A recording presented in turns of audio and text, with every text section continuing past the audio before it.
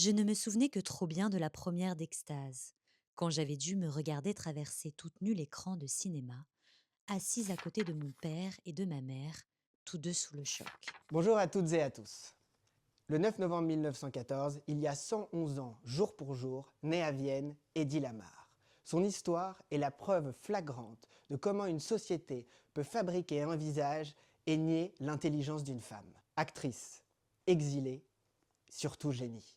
Elle a été la victime d'un des plus gros mensonges éditoriaux du XXe siècle.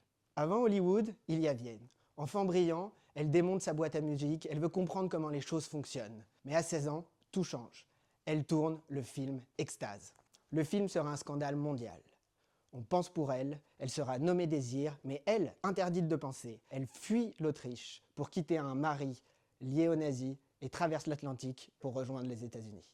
Arrivée à Hollywood, les studios de la MGM la renomment Eddie Lamar. On lui apprend à se taire et à sourire. Le jour, elle joue les déesses et la nuit, elle invente. C'est pendant la Seconde Guerre mondiale qu'elle rencontre un artiste d'avant-garde, pianiste, Georges Antheil. Ensemble, ils construisent, du moins ils inventent un système qui permettrait de brouiller les fréquences ennemies. Là, elle décide de déposer un brevet en 1942. On lui rit au nez et on l'ignore. Pourtant, ce système sera la base qui permettra la création du Wi-Fi, du GPS, du Bluetooth, et Eddie Lamar ne recevra absolument rien. Puis vient l'année 1966. C'est la parution de ce livre.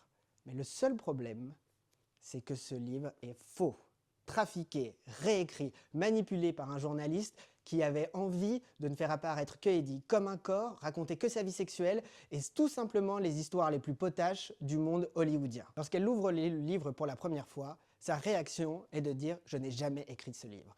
Mais la vraie question qu'on peut se poser aujourd'hui, c'est pourquoi on a eu besoin de sexualiser sa vie, pourquoi est-ce qu'on a eu besoin de la réécrire, de l'interpréter. Elle tentera tout, c'est-à-dire d'attaquer en justice la maison d'édition, elle perd. Le pire, c'est que ce livre la fera entrer dans la légende. Mais malheureusement, c'est une légende qui est abîmée.